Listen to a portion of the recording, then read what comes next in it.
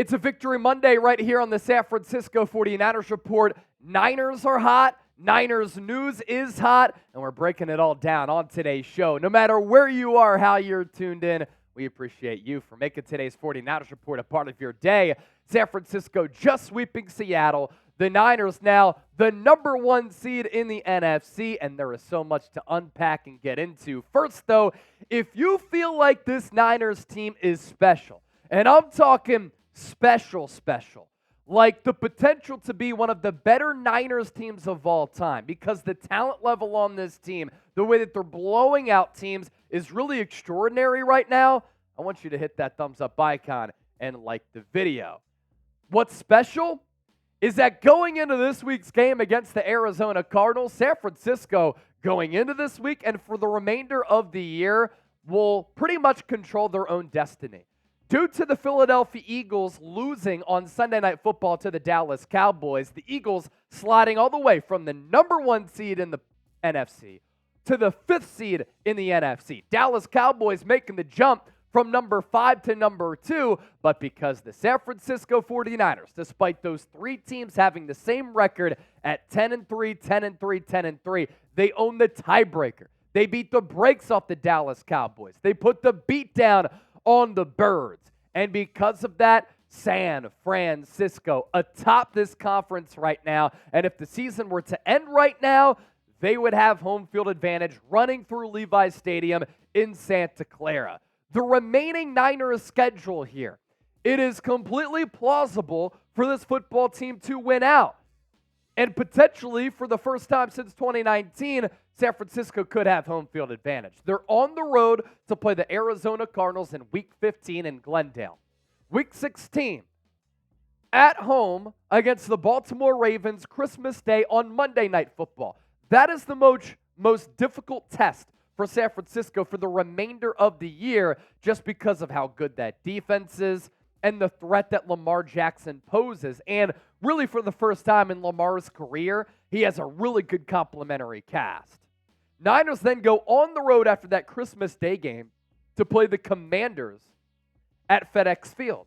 And then San Francisco on the 7th of January will come home to take on the Los Angeles Rams, who gave the Ravens a pretty good test yesterday, ended up losing on a walk-off punt return for a touchdown, Tylan Wallace, in overtime. The Philadelphia Eagles remaining schedule. They have to go on the road to play Seattle on Monday Night Football. Philadelphia has not beaten the Seahawks since 2008. And it's a Seahawks team that's coming off a loss against San Francisco, a loss against Dallas. They've lost to the Niners 2 times in 3 weeks. They've lost 4 games in a row for the first time in Pete Carroll's tenure. And Philadelphia has not beat the Seahawks since 2008. So when you combine all of that together with the Eagles limping right now, looking slow, tired, playing sloppy football, this could be a loss realistically for Philadelphia. That could help out San Francisco. After that, though, the Eagles' schedule does get pretty easy. Giants twice in the span of 3 weeks. Arizona Cardinals in Week 17. The Dallas Cowboys remaining schedule. I think it's the most difficult among these 3 threats to get the number 1 seed in the NFC.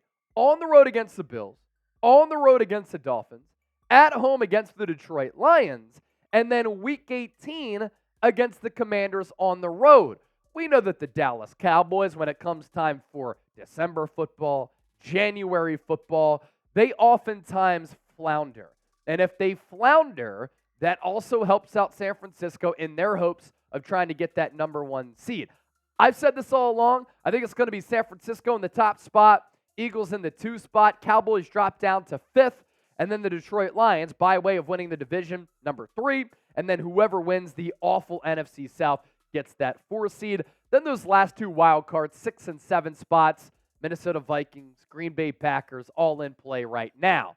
Now, the Niners didn't play their A game against the Seattle Seahawks. But going back to that question that I posed a little bit earlier, do you think that this Niners team is special?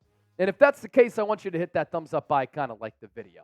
Why this Niners team is special? We're really going to dissect that throughout the entire show today. But they didn't play their best football. Against Seattle, they still won easily. The game was never in doubt. And they beat the Seahawks by 2 scores.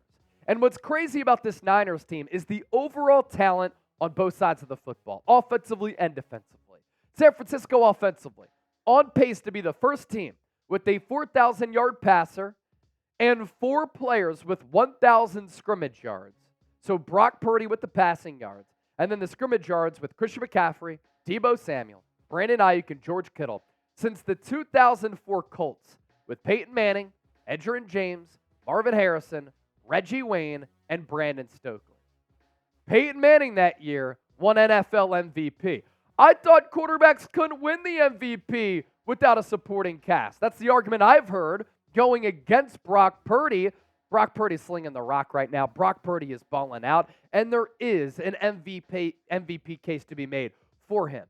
But really, the overarching theme here is just the array of weapons and the premier players that this San Francisco 49ers team has.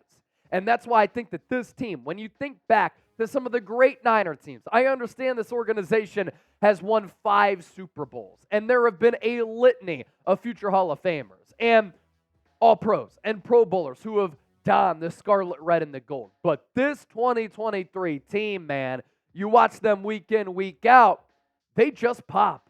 Going back to Brock Purdy, 19-27 against Seattle, 368 yards, 2 touchdowns, 1 pick, a passer rating of 122.1. And you look at his throwing chart, Seattle tried, and the key word there is tried, to take away some of the intermediate throws for Brock Purdy. 10 to 19 yards beyond the line of scrimmage. He saw what Brock Purdy did against Philadelphia, what he's been able to do all year. And Brock Purdy said, that's fine. You could try to take that away. But as you can see with my completions here, I'm still able to attack the intermediate area of the field. But you want to take that away?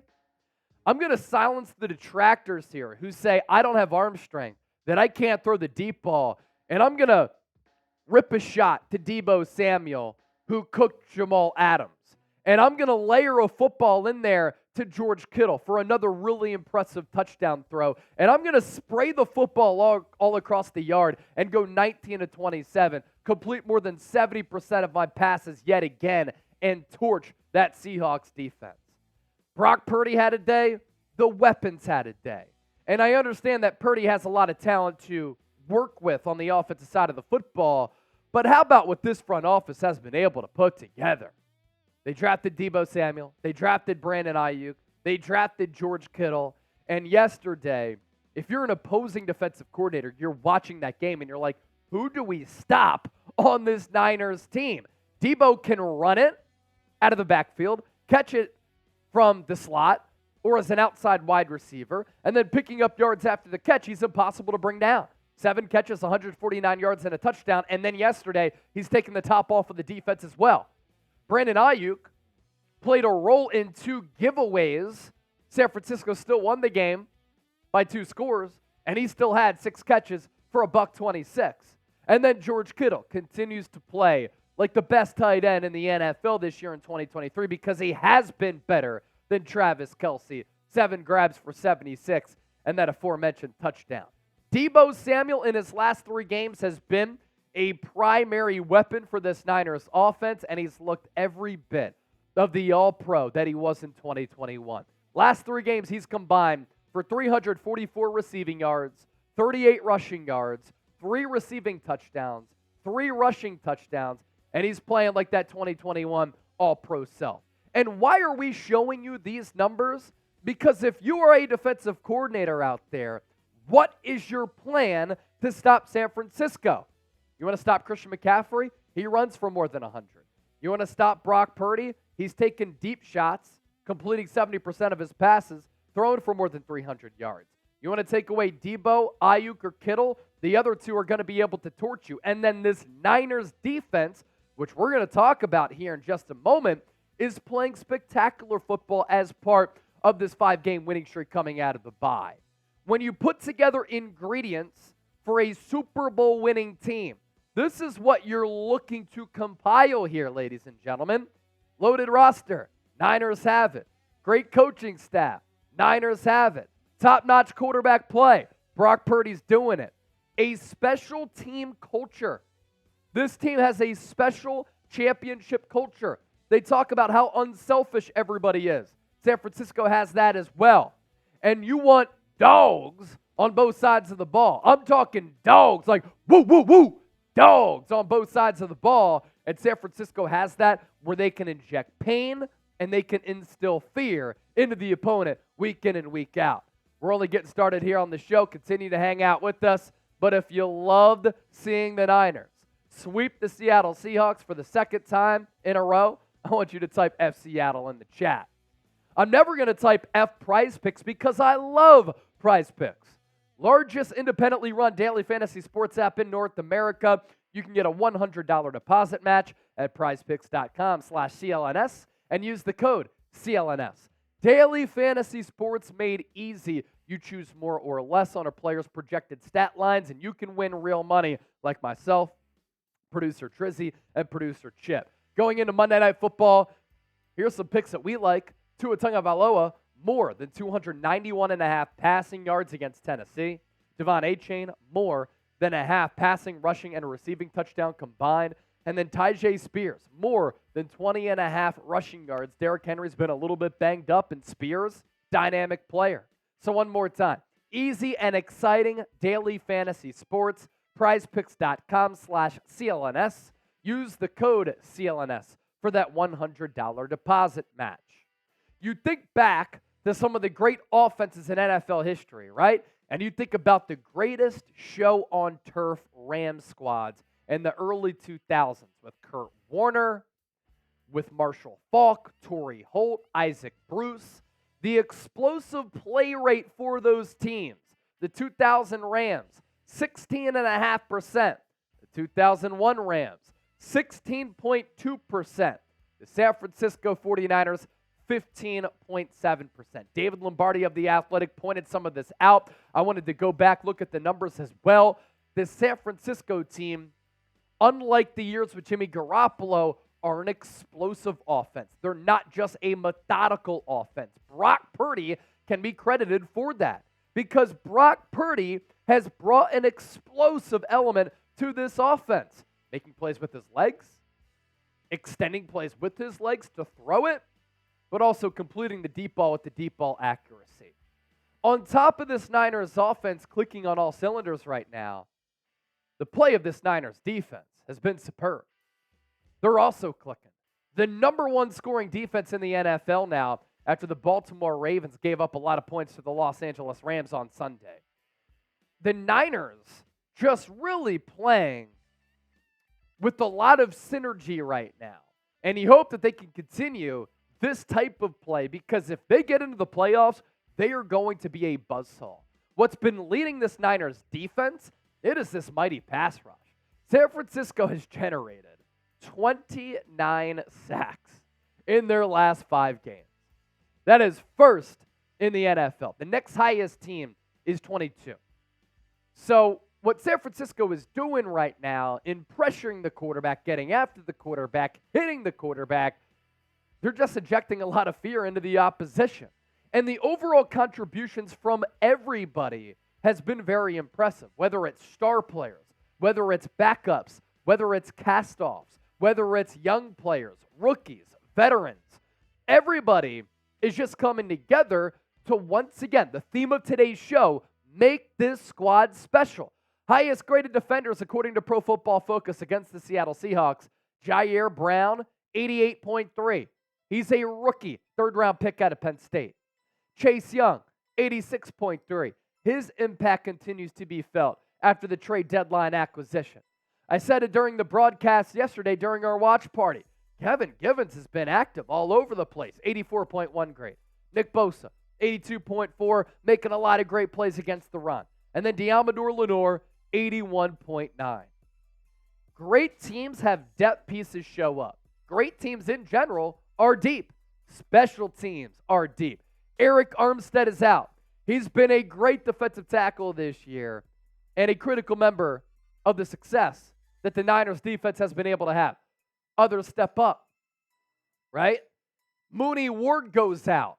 Others step up. We're talking Javon Kinlaw and Kevin Givens and Kalia Davis stepping up for Arik Armstead. And then Mooney Ward goes out and Deommodore Lenoir has to go from outside to the inside coming out of the bye because they bench Isaiah Oliver back to the outside yesterday once Ward is out with that groin injury, and what happens? Deommodore Lenoir balls out against Seattle. And he has had a great season, whether he's played outside corner or slot nickel corner. 86.3 cover grade. That was the highest on the team. He only allowed 10 yards on 5 targets. Defended DK Metcalf a lot, who once again was overly emotional, gotten in his feels and ejected. 2 forced incompletions, 2 pass breakups, and a passer rating when targeted of 47.9. So that's Lenoir stepping up for Mooney Ward. How about the year that Javon Kinlaw's been able to have? And I understand that the Niners declined his 5th-year option. He's been motivated in the final year of his deal to try to get paid. But this was the player that the Niners envisioned Javon Kinlaw being when they took him in the first round in 2020. In 2023, his numbers have surpassed pretty much what he did in the 3 previous years. 319 snaps this year, 27 pressures, 2.5 sacks, 3 pass breakups. In the previous 3 years combined, 939 snaps, 30 pressures, a sack and a half, and 4 pass breakups. It's been great to see the contributions steadily from all types of players all across the San Francisco 49ers roster, because they are loaded with star players but also depth pieces, and that is what it takes to win a Super Bowl, especially when you're in the midst of what is a very arduous season, a very physical season for a team that's played a lot of football over the last 4 years because of those 3 NFC Championship games over the last 4 years. And I talked a little bit earlier about Ji'Ayir Brown. Ji'Ayir Brown having to come in for Talanoa Hufanga has really filled in the gap there, and he's played good football at that safety spot. So we're talking about the talent, we're talking about the depth. Lastly, what I want to talk about is the player development within this organization right now. It's the front office's ability to identify talent, right, and take the right player like Ji'Ayir Brown in the 3rd round. It's up to the coaching staff to develop those players. And we've seen development taking place throughout this year for a lot of these players, like a Kinlaw, like a Lenoir, like a Cleveland Ferrell, who was a cast-off for the Raiders, now an impactful rotational player. Ji'Ayir Brown, since taking over for Hufanga, 80.1 coverage grade, 7th among all safeties, 2 interceptions, that's tied for 1st, 2 more forced incompletions out of 8 total targets, and 6 defensive stops, that is tied for 5th. Great teams, ladies and gentlemen, have depth. Special teams have depth. And that's what San Francisco has been able to bring to the table. And then lastly, it's also the little things. You need to do the little things right throughout the course of a football season to win a championship. And those little things are small things like Brandon Aiyuk blocking down the field on the Christian McCaffrey 72-yard run on the first play from scrimmage. And Brandon Aiyuk's willingness as a blocker is awesome. It's also, if you go back and look at that same Christian McCaffrey run, Brock Purdy, who had nothing to do with that play. He just had to pitch it to McCaffrey. He could have watched him the entire time. He saw McCaffrey break out into the open field. He saw him turn on to the Jets. And Brock Purdy ran all the way down the field to lift up Christian McCaffrey after he got tackled. He didn't have to do that. I've never seen that before. This is the culture that we alluded to. This is the special that we speak of. San Francisco's doing all of that. We have a roster move to talk about before we hop on out of here. We're not sure what's going on with Charvarius Mooney Ward right now, the groin injury, the severity of it. Matt Mayoko kind of reported this, or at least said that it was in the works over the last 24, 48 hours. That's what I had been hearing as well, that maybe Jason Verrett was going to sign with San Francisco. He was at the game at Levi Stadium, and he was in a box watching the action. And San Francisco must have known that they were going to sign soon Jason Verrett. Ian Rappaport has now made that news official, that San Francisco is signing an old friend and cornerback, Jason Verrett, to their practice squad. If an injury happens, Verrett has familiarity with this team, has familiarity with this defense. He could step up, and he can get elevated to the active roster. We know that cornerback is a position that all of a sudden, in the snap of a finger, you can become light at. And with Charvarius Mooney-Ward dealing with this groin injury right now, Jason Verrett is a player who at some point might get activated to the active roster. If that's a long-term injury or a problematic injury, Mooney-Ward, by the way, has been playing like one of the best corners in all of football, or you want to give credit to a player who's been dealing with a lot throughout his career, who has gotten snake bitten by injuries, and you want to allow his hard work to pay off late in the year so that he can get some regular season snaps, so that he can say he came back to play in the NFL, you can do that with Jason Verrett. This is a player who the Niners really value from a cultural standpoint, and back in 2020, he played some really good football for this team on the outside, a borderline Pro Bowler for this squad. If you love the 49ers, I can guarantee you this channel is for you, so make sure you hit that subscribe button down below. We appreciate you for tuning into the San Francisco 49ers Report.